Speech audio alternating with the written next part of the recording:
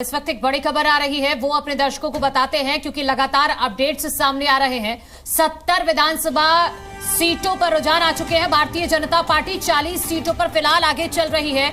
ये इस वक्त का बड़ा अपडेट अपने दर्शकों को दे रहे हैं। आम आदमी पार्टी 30 सीटों पर आगे चल रही है। तो ओखला में 2 राउंड की काउंटिंग के बाद भारतीय जनता पार्टी के मनीष आगे चल रहे हैं। उगलाड़ सीट से बीजेपी आगे चल रही है। अमानतुल्लाह खान पीछे चल रहे हैं। द्वारका की बात करें तो बीजेपी 1600 वोटों से आगे चल रही है। यहां नजफगढ़ में भी बीजेपी आगे है। पालम सीट पर बीजेपी के कुलदीप सोलंकी 1300 वोटों से आगे चल रहे हैं।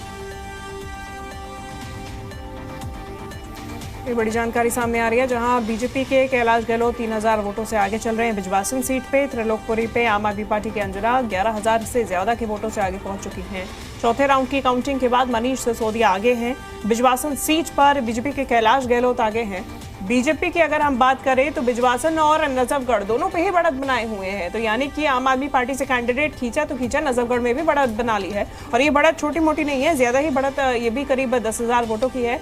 नई दिल्ली सीट से बात करें 386 वोटों से अरविंद केजरीवाल फिलहाल आगे चल रहे हैं। हालांकि इसे बहुत ज्यादा बढ़त मानेंगे नहीं, क्योंकि ये कुछ 100 वोटों का अंतर है। ईवीएम में आगे पीछे अभी लगातार चल रहा है, कई राउंड की काउंटिंग बाकी है, लेकिन कई इस प्रकार के अब आंकड़े सामने आ रहे हैं। इस बीच बीजेपी प्रदेश अध्यक्ष वीरेंद्र सचदेवा की तरफ से भी बयान सामने आ रहा है। करप्शन, जल बोर्ड का, शराब घोटाले का, शीश महल का, तो ये अरविंद केजरीवाल का वो गवर्नेंस मॉडल था जिसे दिल्ली की जनता ने नकारा है। और एक मॉडल माननीय प्रधानमंत्री जी का है जो गुड गवर्नेंस का मॉडल है, जिसमें दिल्ली में जो हमने काम किया और पूरे देश में जो काम किए उसको पूरे देश की जनता सलाम करती है। तो मुझे लगता है दिल्ली ने गुड गवर्नेंस को चुनने का मन बनाया है और मुझे लगता है परिणाम भी इसी दिशा में जाएंगे। फिलहाल जिस तरीके की परिस्थितियां देख रही है, बड़े चेहरे हैं आम आदमी पार्टी के, ये सब बड़े चेहरे चुनाव हारेंगे क्योंकि इन्होंने जनता को धोखा दिया है, विश्वासघात किया है और जनता भी इनको वैसे ही परिणाम देगी।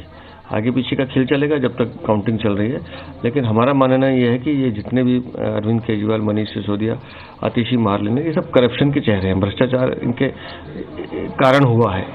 तो मुझे लगता है इन कारणों को जनता माफ नहीं करेगी।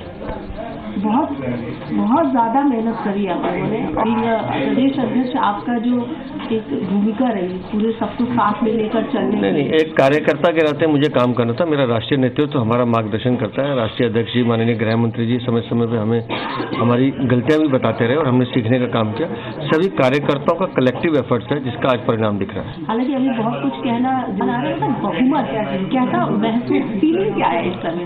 एक बच्चा जो एग्जाम देता है वो अच्छे परिणाम की प्रतीक्षा करता है, मैं उसी प्रतीक्षा में हूँ। Thank you. तो ये तस्वीरें सामने आ रही हैं और लगातार बयानबाजी भी की जा रही है। आश्वस्त नजर आ रहे हैं तमाम नेता, लेकिन ये देखिए, ये जो लगातार वोटों का आंकड़ा है बढ़ता जा रहा है। प्रवेश वर्मा 9090 वोट इन्हें प्राप्त हुए हैं और कुछ ही वोटों का अंतर अब रह गया है। अब तक कुल मिला के केजरीवाल को 10,000 वोट मिले हैं, 10,294।